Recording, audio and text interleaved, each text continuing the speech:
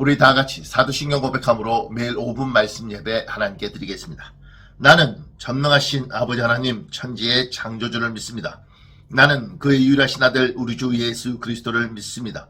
그는 성령으로 잉태되어 동정녀 마리아에게서 나시고 본디오 빌라도에게 고난을 받아 십자가에 못 박혀 죽으시고 장사된 지 사흘 만에 죽은 자 가운데서 다시 살아나셨으며 하늘에 오르시어 전능하신 아버지 하나님 우편에 앉아 계시다가 거기로부터 살아있는 자와 죽은 자를 심판하러 오십니다. 나는 성령을 믿으며 거룩한 공교회와 성도의 교제와 죄를 용서받는 것과 몸의 부활과 영생을 믿습니다. 아멘. 오늘 우리에게 주는 하나님의 말씀은 누가복음입니다. 누가복음 17장 20절 21절 2절 말씀입니다. 누가복음 17장 20절 21절 제가 봉독해 드리겠습니다.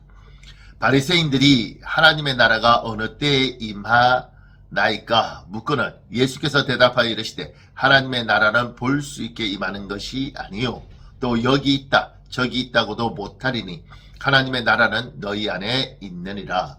아멘. 바리새인들이 하나님께 하나님의 나라가 언제 임하느냐라고 묻습니다. 당시에 유대인들이 가지고 있던 하나님의 나라는 이스라엘이 로마의 식민지 지배를 받고 있는 약소국이지 않습니까? 그래서 하나님이 오셔서 이 로마를 벌주시고 이스라엘을 전 세계에서 최강대국 로마처럼 만들어 주시는 것이 하나님의 나라라고 이스라엘 백성들은 생각했습니다. 근데 주님은 거기에 대해서 하나님의 나라는 너희가 생각하는 그런 나라가 아니다 라고 말씀을 하시는 겁니다. 그래서 20절에 하나님의 나라는 볼 수 있게 임하는 것이 아니요 라고 이야기합니다. 눈에 보이지 않는다는 겁니다. 그리고 이렇게 말씀하십니다. 21절에 여기 있다 저기 있다고도 못하리니 하나님의 나라는 너희 안에 있느니라.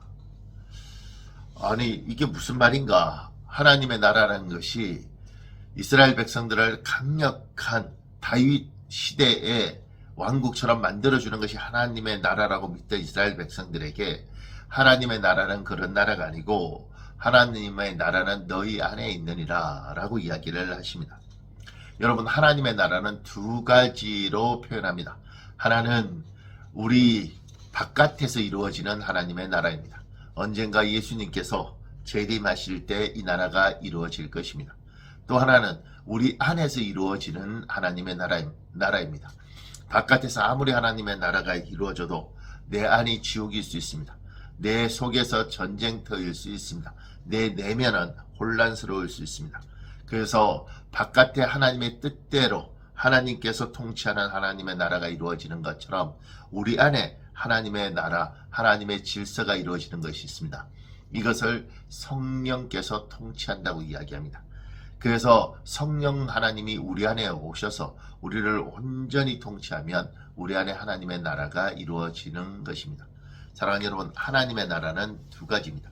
하나는 성령 하나님께서 오셔서 내 마음 안에서 하나님의 질서와 하나님의 뜻을 이루는 것이고 또 하나는 우리 주 예수께서 재림하셔서 이 땅을 심판하시고 바깥에 온전히 하나님의 나라를 이루는 것입니다.